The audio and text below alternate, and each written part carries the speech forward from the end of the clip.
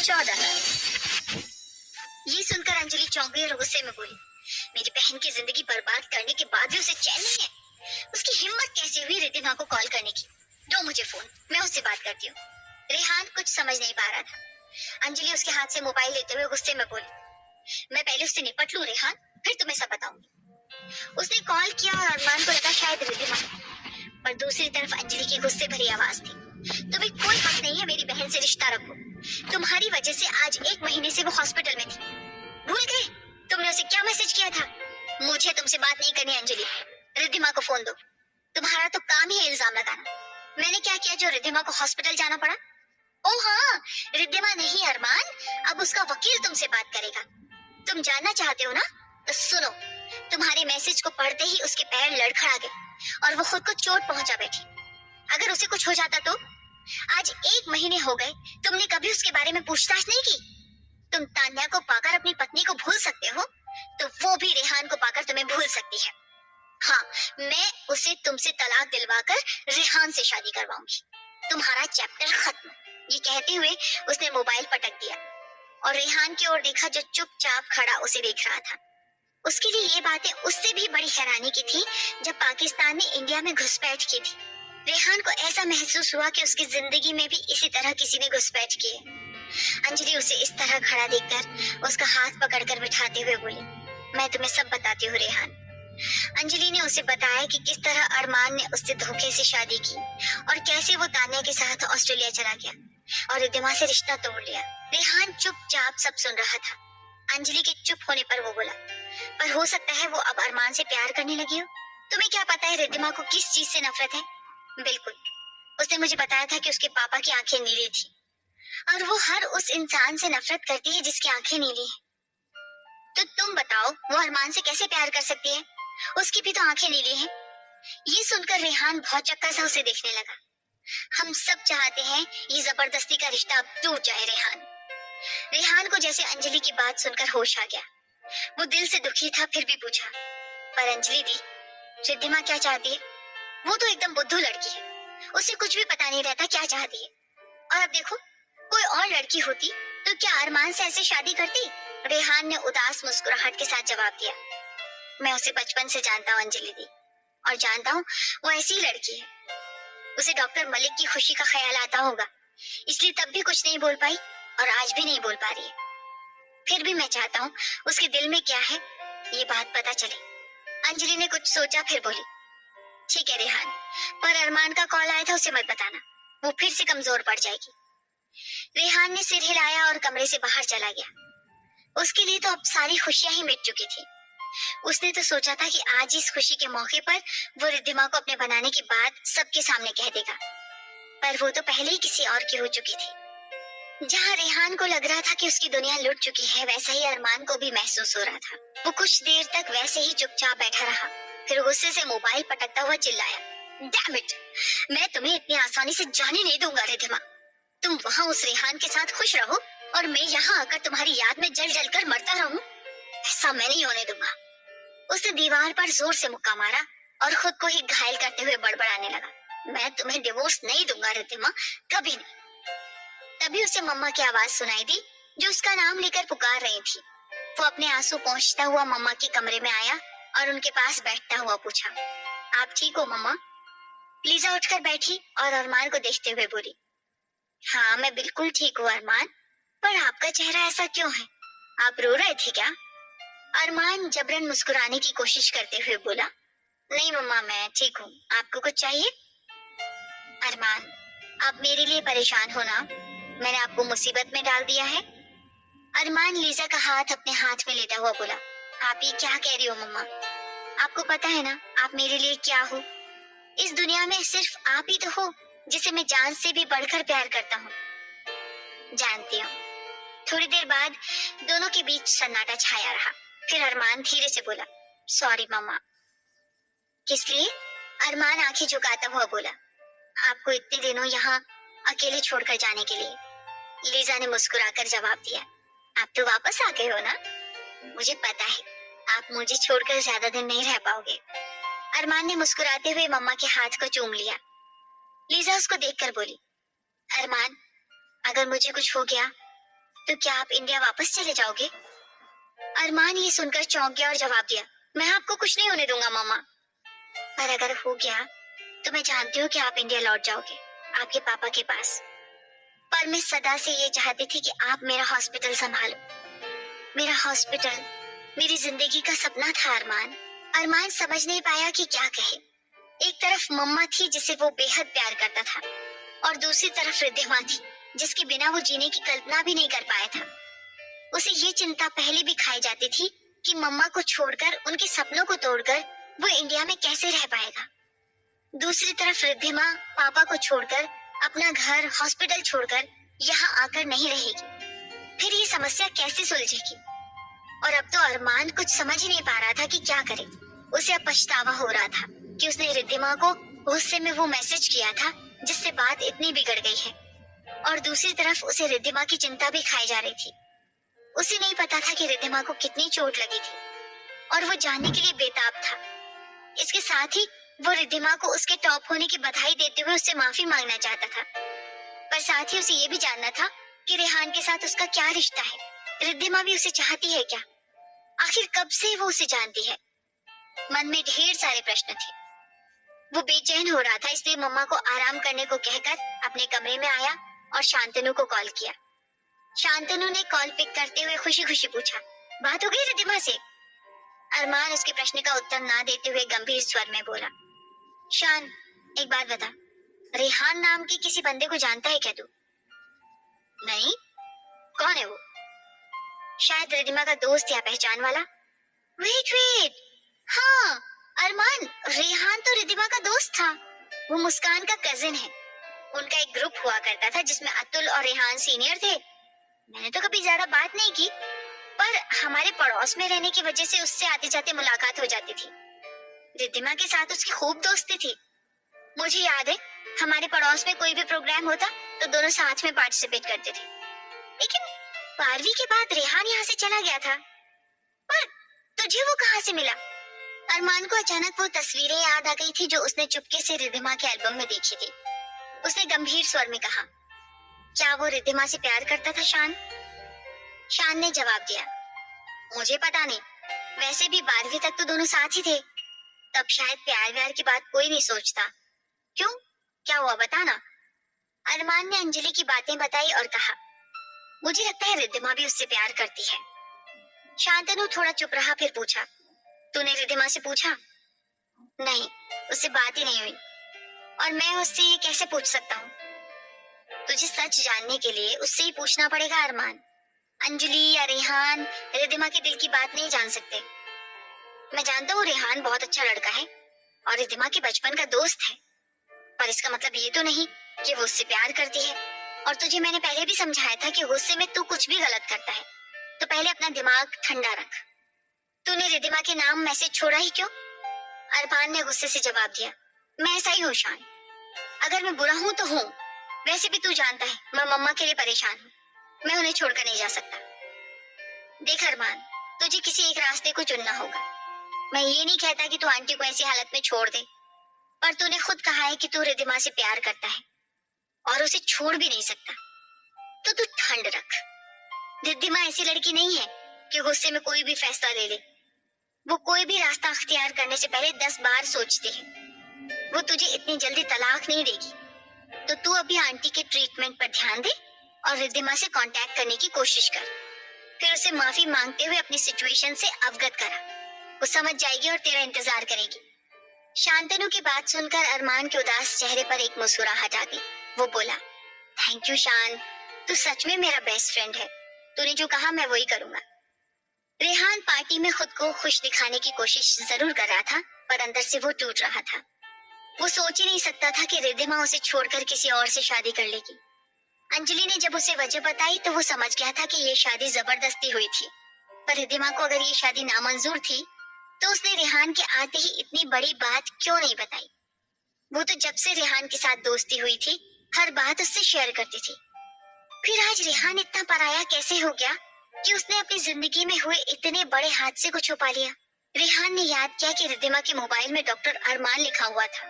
अरमान नहीं, और उसने अपने गले में मंगलसूत्र भी नहीं डाला था। इसका अर्थ यह है कि उसने अब तक अरमान को अपनी लाइफ पार्टनर के रूप में स्वीकार नहीं किया होगा। पर अरमान जरूर रिद्धिमा को चाहता है, वरना रेहान जब भी यहाँ आया अरमान को उसे कॉल करते हुए पाया। और आज तो वो रेहान की बातें सुनकर बहुत ज्यादा गुस्सा हो गया था। पर अंजलि ने बताया कि वो रिद्धिमा से प्यार नहीं करता, सिर्फ अपना हक जताता है। अगर ये बात है तो ये सरासर गलत है। रेहान अरमान से बचपन में कभी नहीं मिला था, क्योंकि उसके पुणे आने से पहले ही अरमान ऑस्ट्रेलिया जा चुका था। पर रेहान डॉक्टर मलिक से मिला था और वो उसे बहुत ही सज्जन इंसान लगते थे। रेहान को पता था कि रिद्धिमा का डॉक्टर मलिक के साथ एक अलग ही प्यार भरा बंधन है। शायद इसी वजह से रिद्धिमा अब तक चुप है। पर इस तरह तो अरमान रिद्धिमा की जिंदगी बर्बाद कर देगा। क्या वो रिद्धिमा से इस बारे में बात करे? पर ये ठीक नहीं होगा। उसे अगर बताना है तो खुद बताएगी और रेहान इंतजार करेगा। रिद्धिमा पार्टी में शामिल जरूर थी, पर उसका दिल बहुत उदास था। आज 1 महीने से ज्यादा हो गए थे अरमान को यहाँ से गए हुए, पर उसने एक मैसेज करना भी जरूरी नहीं समझा। रिद्धिमा जानती थी कि अरमान को गुस्सा आने पर वो कुछ भी उल्टा सीधा करता है, पर अब तक तो गुस्सा शांत हो जाना चाहिए था। पर शायद अरमान तान्या का था और अब उसी का हो गया है। शायद उसने मलिक अंकल को कुछ खरी खोटी सुनाई होगी, इसलिए तो अंकल आजकल चुप से रहते हैं। अरमान के साथ जब उसकी शादी हो रही थी तो अंकल कितने खुश थे, मानो उनको सारा जहान मिल गया हो। पर उन्हें शायद ये लगा कि रिद्धिमा अरमान को वापस जाने से रोक लेगी। पर रिद्धिमा उस कसौटी पर खरी नहीं उतर पाई। रिद्धिमा को आज खुद पर गुस्सा आ रहा था। अगर तान्या अरमान से प्यार करती है तो उसमें इतनी ताकत है कि वो अरमान को उसके साथ वापस ले जाए। तो क्या रिद्धिमा के प्यार में वो ताकत नहीं थी? वो भी तो उस इंसान से प्यार करने लगी थी जिससे कभी नफरत करती थी। और अरमान भी तो बातों बातों में जतला चुका है कि वो रिद्धिमा से प्यार करने लगा है। फिर रिद्धिमा इस तरह हार मानकर मुंबई क्यों भाग गई? अगर वो मुंबई नहीं आती तो तान्या अपने आप वापस लौट जाती। अगर अरमान की मम्मा को पता भी चलता तो भी क्या, उन्होंने भी तो छोटा अरमान को लेकर अंकल को इस तरह अकेला छोड़कर चली गई थी। पर अब ये सब सोचने का क्या फायदा है? अगर अरमान सच में तान्या के साथ खुश रहता है तो रहे, वो ऑस्ट्रेलिया में।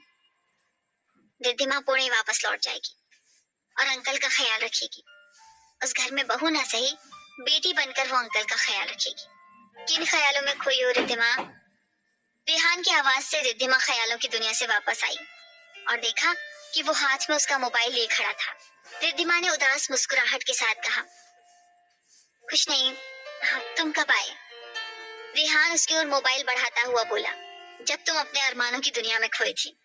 रिद्धिमा ने ये सुनते ही चौंक कर उसकी ओर देखा, फिर चुपचाप अपना मोबाइल लेकर कॉल लिस्ट चेक करने लगी। पर अंजलि ने पहले ही अरमान के कॉल्स डिलीट कर दिए थे। रेहान कुछ देर उसे देखता रहा, फिर बोला, किसी का कॉल का इंतजार था? रिद्धिमा ने अनजाने में ही कह दिया, हाँ। किसका? रिद्धिमा ने उसकी ओर देखा, फिर जल्दी से बोली, आप किसी का नहीं, माने मलिक अंकल का कॉल आने वाला था। ओह, कहते हुए रेहान ने सिर हिलाया, फिर रिद्धिमा के पास एक कुर्सी पर बैठ गया, फिर बोला, तुम मुंबई से पीजी करने वाली हो? तुम्हें किसने बताया? असल में बात छिड़ी थी तो अंजलि दी बोल रही थी। पता नहीं, मैंने कुछ फैसला नहीं किया अभी रेहान। तो आगे की क्या प्लानिंग है रिद्धिमा? कुछ नहीं, बस पीजी खत्म करके शशांक पापा के हॉस्पिटल को फिर से स्टार्ट करना है। मैं सुबह ही निकल जाऊंगा। रिद्धिमा ने सिर हिलाया, पर रेहान ने उदास स्वर में कहा, जानती हो रिद्धिमा, ये 4 साल मैंने बहुत मुश्किल से काटे हैं, पर काट लिए। लेकिन अब तो तुमसे मिलने के बाद अलग होने का दिल ही नहीं करता है। रिद्धिमा शायद समझ रही थी कि रेहान क्या कहना चाहता है, इसलिए वो जल्दी से बोल पड़ी, रेहान, मैं थक गई हूँ। रेहान तुरंत उठता हुआ बोल पड़ा, ओहो, अच्छा चलो, तुम्हें तुम्हारे कमरे तक पहुंचा देता हूँ, तुम रेस्ट करो। रेहान उसे उसके कमरे में ले आया और बाय कहते हुए बोला, मैं सुबह तड़के निकल जाऊंगा रिद्धिमा, सुबह, पर जल्दी ही तुमसे मिलने आऊंगा मैं। उसके जाने के बाद रिद्धिमा सोचती रही, अरमान और रेहान में कितना अंतर है। रेहान कितना समझदार और शांत है, कभी किसी को अपनी बातों से तकलीफ नहीं पहुंचाता, बल्कि किसी की तकलीफ में भी उसकी मदद करने, उसका सहारा बनने को कूद पड़ता है। और अरमान इससे बिल्कुल उल्टा है, समझदार तो एक रत्ती भर भी नहीं, गुस्सा तो नाक पर रखा रहता है, खुद को गुस्सा आए तो दूसरों को तकलीफ पहुंचाने में कोई कसर नहीं छोड़ता। पर तब भी वो अपनी आंखें बंद कर अपने प्यार के बारे में सोचती है तो रेहान का चेहरा क्यों नहीं आता, अरमान का ही चेहरा क्यों आता है, जिसकी नीली समंदर की गहराई जैसी आंखों में न जाने कितनी शिकायतें रहती हैं।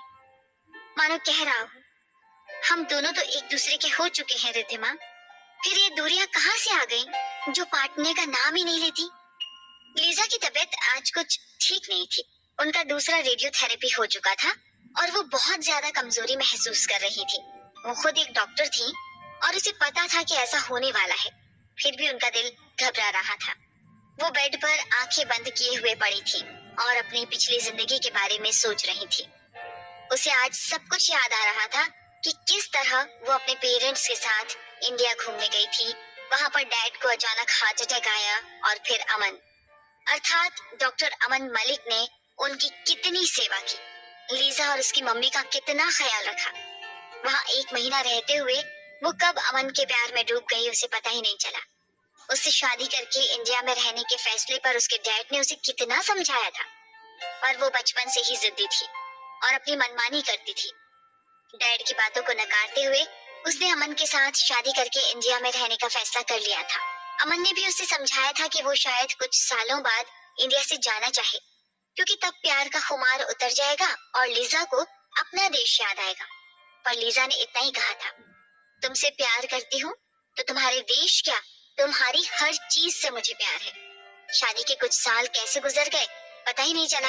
अमन लीजा से बहुत प्यार करते थे और वो जो कहे जो चाहे सब मानते थे, और लीजा को भी अमन से बहुत प्यार था और उसने भी उनके प्यार में डूबकर इंडिया का कल्चर, यहाँ की भाषा सभी सीखने में जान लगा दी थी। इसी बीच अरमान आ गया और उनका परिवार पूरा हो गया। अरमान जब कुछ बड़ा हुआ तभी लीजा के डैड को एक हार्ट अटैक आया और वो चल बसे। लीजा और अमन तब ऑस्ट्रेलिया आए थे और कुछ दिन रुके थे। जब डैड की वसीयत उनके सामने आई तो लीजा ये देखकर हैरान रह गई कि डैड अपनी आधी प्रॉपर्टी मम्मा के नाम और आधी लीजा के नाम लिख कर गए हैं। उसके साथ ही उनका छोटा सा हॉस्पिटल उन्होंने लीजा के नाम कर दिया था। लीजा का एक भाई था बेन, जिसके नाम पापा ने कुछ भी नहीं लिखा था क्योंकि उसने डैड की मर्जी के खिलाफ एक जापानी लड़की से शादी कर ली थी। लीजा को तब समझ आया कि डैड को उसके इंडियन से शादी करने के फैसले से कितनी चोट पहुंची होगी। अमन मलिक लीजा और अरमान को कुछ दिनों के लिए ऑस्ट्रेलिया छोड़कर वापस आ गए थे क्योंकि उन्हें अपना हॉस्पिटल संभालना था। वो चाहते थे कि लीजा अपने भाई बेन से बात करे और उसे वापस घर आने के लिए मना ले, जिससे लीजा की मम्मा को अकेला ना रहना पड़े। अमन तो ये भी चाहते थे कि लीजा के नाम उनके डैड ने जो प्रॉपर्टी और हॉस्पिटल कर दी थी वो लीजा अपने भाई को लौटा दे, पर लीजा के भाई ने घर आने से मना कर दिया क्योंकि डैड के इस फैसले से उसके दिल को बहुत चोट पहुंची थी। लीजा ने भी दूसरे देश के लड़के से शादी की थी, पर डैड का सारा गुस्सा सिर्फ बेन पर ही क्यों उतरा था वो समझ नहीं पाया था। वो सिडनी में अपनी पत्नी और बेटी के साथ रहता था और वहाँ के एक हॉस्पिटल में सर्जन था। डैड की इस तरह उसके साथ नाइंसाफी उसे अपमानित कर गई थी और उसने किसी से भी रिश्ता रखने से मना कर दिया था। लीजा बड़ी मुश्किल में थी।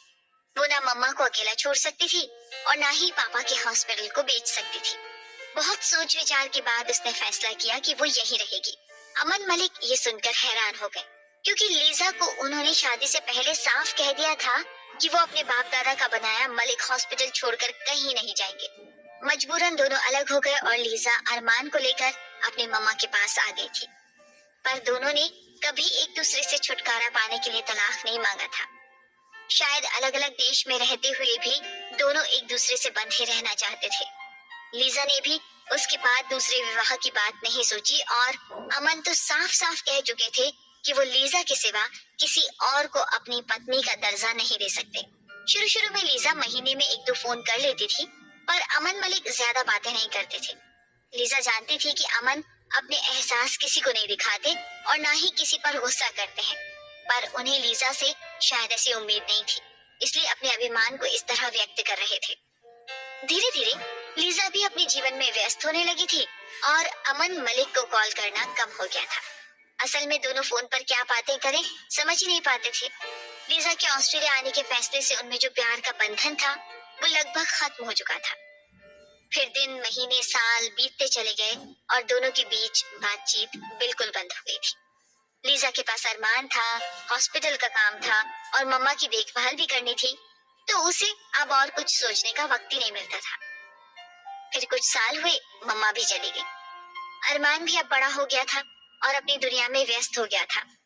अब लीजा को अमन की याद आने लगी और उसका दिल करता उनसे कांटेक्ट करे। कुछ महीनों पहले उन्हें वो मौका मिल गया जब लीजा ने न्यूज में मलिक हॉस्पिटल को इंडिया के बेस्ट हॉस्पिटल में स्थान प्राप्त करते देखा, तो उसे बहुत खुशी हुई। उसने फोन पर यही अमन मलिक से कहा था, कांग्रेट्स, तुम्हारी मेहनत और त्याग रंग लाई।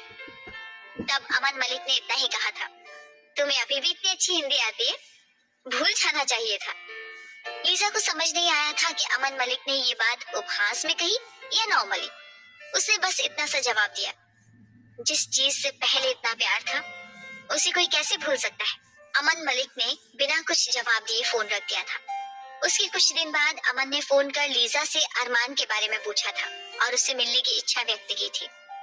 ये सुनकर लीजा पहले तो थोड़ा चिंतित हो उठी, फिर उसने फैसला किया कि अरमान को अगर जाने में कोई एतराज ना हो तो वो कुछ दिनों के लिए पुणे घूम कर आए। उन्हें ये बात अच्छी तरह से मालूम थी कि ऑस्ट्रेलिया में पला बढ़ा अरमान इंडिया में दिल नहीं लगा पाएगा और लौट आएगा। पर जब से अरमान यहाँ आया था, पता नहीं कहाँ खोया खोया रहता था। कभी कभी लीजा को महसूस होता था वो रोया भी है, पर उससे पूछने पर कभी तो वो टाल जाता था और कभी कहता था उसे अपनी मम्मा की फिक्र है, इसलिए अब वो खुश नहीं रह पाता है। लीजा को एक बात अब तक समझ नहीं आई थी कि इतने महीने इंडिया में रहने के बाद भी अरमान इंडिया या पापा के हॉस्पिटल के बारे में एक शब्द नहीं कहता था। अगर उसे वहाँ अच्छा नहीं लगता था तो इतने महीने वो वहाँ कैसे रह पाया? उसकी खामोशी किसी तूफान की ओर इशारा तो नहीं करती? क्या वो भी वहाँ लीजा की तरह किसी से दिल लगा बैठा है? ये सोचते ही लीजा डर गई। उसने भी यही बेवकूफी की थी और अपने पेरेंट्स को छोड़कर अपनी जिंदगी वहाँ बिताने की ठान ली थी, पर इससे उसे और अमन मलिक को तकलीफ के सिवा कुछ नहीं मिला। अगर ऐसी बात है तो लीजा को कुछ और सोचना पड़ेगा। हाँ, अरमान की शादी जितनी जल्दी तानिया से हो जाए उतना ही अच्छा है। एक बार वो परिवार के बंधन में बंध गया तो चाहे इंडिया में किसी पर दिल आया भी हो तो भूल जाएगा। लीजा को तानिया पर पूरा भरोसा था कि वो अरमान को संभाल लेगी और अगर उसे कुछ हो गया तो उसके हॉस्पिटल को भी संभाल लेगी। लीजा ने एक फैसला लिया और उसके मन को थोड़ा चैन मिल गया। अरमान ने मम्मा के कमरे में झांका तो पाया कि उनकी आंखें बंद हैं, इसलिए वो अपने कमरे में चला आया। आजकल उसके साथ एक बड़ी परेशानी खड़ी हो गई थी। वो जब भी अकेला रहता उसे रिद्धिमा के साथ बिताए वो कुछ खूबसूरत पल बहुत याद आते और उसका दिल करता वो उड़कर वहां चला जाए और रिद्धिमा से माफी मांगकर उससे कभी न बिछड़ने का वादा करे। पर ये मुश्किल ही नहीं, नामुमकिन था। अभी वो मम्मा को छोड़कर कहीं नहीं जा सकता था, पर अपने दिल और दिमाग का क्या करे, जहाँ सिर्फ और सिर्फ रिद्धिमा ही छाई रहती थी। जब तक वो पुणे में था रिद्धिमा को मिस करता था, पर इस तरह नहीं। तब उसे बस यही लगता था कि कुछ दिनों की बात है, तानिया चली जाए, फिर रिद्धिमा अपने घर आ जाएगी और फिर दोनों साथ होंगे हमेशा के लिए। पर अब तो उसे लगता था कि शायद सारी जिंदगी उससे वो बिछड़ चुका है और अब कभी भी दोनों साथ नहीं होंगे। अपनी इन उल जलूल टेंशन से बचने के लिए वो ज्यादातर समय या तो मम्मा के साथ बिताया करता था या हॉस्पिटल में। उसने धीरे धीरे मम्मा के हॉस्पिटल की जिम्मेदारी लेनी शुरू कर दी थी और इस काम में उसे तानिया बहुत हेल्प करती थी।